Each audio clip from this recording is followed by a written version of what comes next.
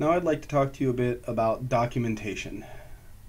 At most patrol areas, we use the NSAA incident form.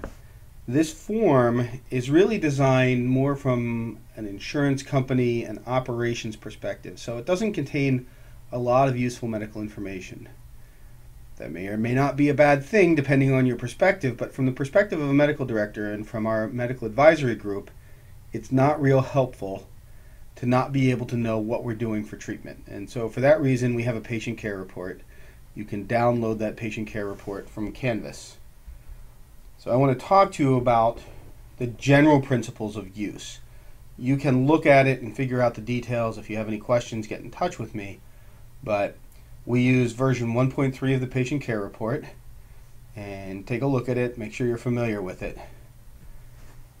It's a record of our care. It's a legal document. It lets me review your care, so oversight, and assures the quality of care. It tracks what skills we're doing over the course of a season, what equipment we use, what protocols we're using. And it gives us some liability protection, because if we clearly document that we did the right thing, because we did the right thing, if there's any question about whether or not we did the right thing, we have a medical record, a legal document that demonstrates that we did. You need to complete it properly. You need to finish it completely. And so you'll need to review the content areas. At the skills refresher, we'll have a copy of the PCR for you to look over. And perhaps the most important piece of this is that the person who's providing the care should complete the patient care report. So as much as we can, the person who provides the majority of care should do that. Don't fill in someone else's patient care report as the primary provider.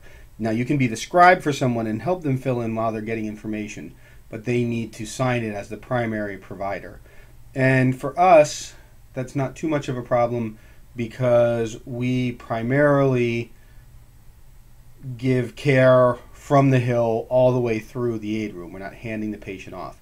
If you do hand the patient off, then you need to make sure that you document, that it's clear in the document where that transition of care happened and who did what.